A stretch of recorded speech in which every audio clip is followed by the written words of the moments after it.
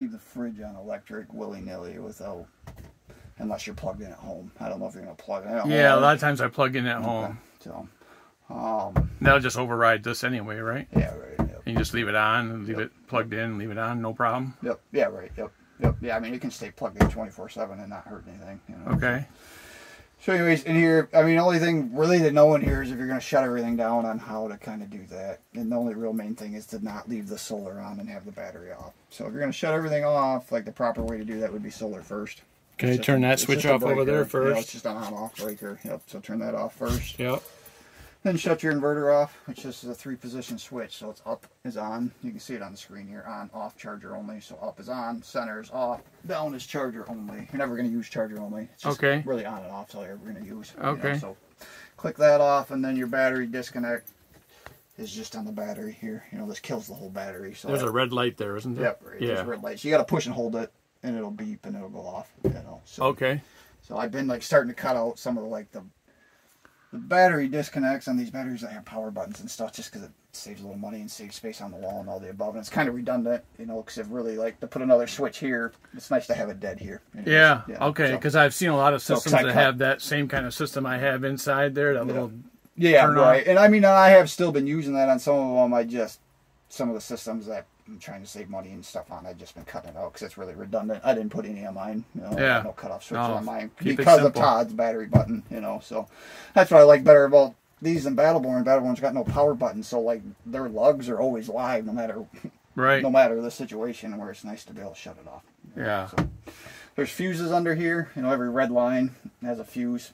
Okay. So there's a 300 amp fuse here, there's a 100 amp fuse here, and there's a 200 amp fuse here. So this is your inverter line, that's the solar controller.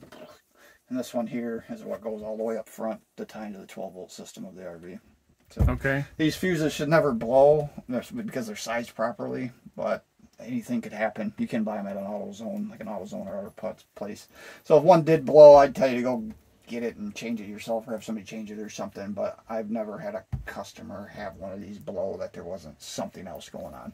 So there's a catastrophic fuse under here. That's a 400 amp fuse, but same story. It should never pop on you under, like, you know, typically if that thing pops, something happened, like some cables have rubbed through and they're actually positive and negative touching something, you know. So again, I could count on, there's been a couple customers that popped these, but it was back when I was using a different style fuse, and it really was the situation, not the fuse. So, all right, that's basically it. Yeah. If we got a second battery, we can slide this one over a little bit and get a second one there. So. Phase 2. Yep. And there's room for more solar controllers there, and we could get another wire down through the same path. The box can have another breaker put in it, so it really, like, you've got, you know, there's room in here for another solar controller. So really, it's just behind a solar controller, a couple solar panels, and dropping another line down. And you know, that's something I would easily do in a day. So yeah, you know, I could easily add a battery and a whole string of solar in one day now that the core is here. So cool, good to know. All right, and there's some stuff on the screen. There we go. All right, the screen. So in here, I mean, the only thing you're ever really going to come on here and change would be your input current limit. And input current limit, only time that matters is if you're plugging your short power cord into something or you're starting the generator. That's the only time you got to somewhat think about what your input current limit is set at. So input current limits is what it's going to draw from a power source. So again, from like a short power source. I mean, when you plug it in at home, what do you plug it into? 15 amp? Like I'll plug it in my garage, just like a 110. Normal one, like outlet. So it would be 15 amps. So when you plug it in at home, you need to come in here and go to menu. So you have to touch the screen to bring it up. Hit the menu, touch menu. It'll always take you to device list when you hit menu, and that's all your devices. So multi-plus would be your inverter. And if you go to it, there's input current limit. I set it at 20 when I did the programming just because I didn't want to draw any more than that from me. Yeah. Even though I got a 30 amp short power plug, I still typically set it to 20. Yeah. So if you're going to a campground that's got 30 amp, set it to 30. If you're plugging in at home, set it to 15, possibly even lower. Okay. Set a GFI that you plug into at home.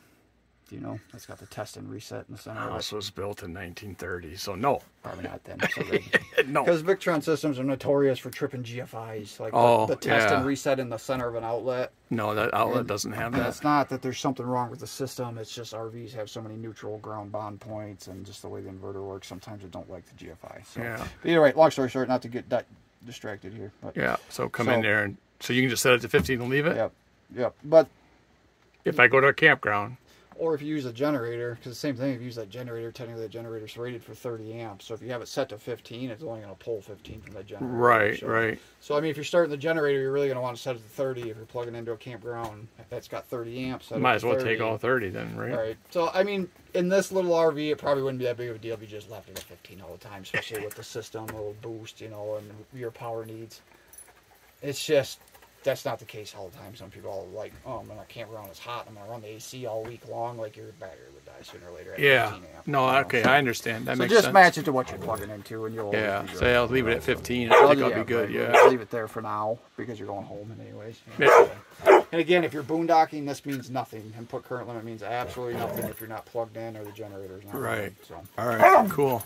Hi, snarly dogs. I mean, you can turn the inverter on and off from in here too. Like if for some reason you were trying to conserve power, because the inverter burns 50 watts just being on. So like if you were going to bed and your battery was low and you wanted to save power, you come in here and shut it off. Gus, hush. You know, same thing. Like it's got on, off, inverter only, charger only. So, okay. So that, for the most part, just keep it on. So I just explain that to people that have small battery banks. You know, obviously, if you shut it off, Starlink's going with it. Your TV won't work. Right. 120 volts going to go away if you shut it off. So. Yeah. Hush. Pages will always take you home. I'll just get out of here. No, he probably wouldn't be barking at you. Go. Go play. I don't know. Questions? I mean. No, I'm pretty. I mean, DC power would be your 12-volt system, but this also is kind of a catch-all box. If the system doesn't know where the watts belongs, it throws it in this DC power box. But DC power would be like your lights, water pump. The fans are all DC powered. You know. Yeah. No, I think this is all pretty self-explanatory. I think I kind of got a basic understanding. I'm not going to be right. instructing anyone else on anytime soon. Yeah, but... and I mean, I'm always just a text or a phone call away. I tell everybody if it's serious, call me until I answer. Like repeatedly. Like if you have no power and you're like, what the hell is going on here? I should have power. Like call me repeatedly. I don't care if it's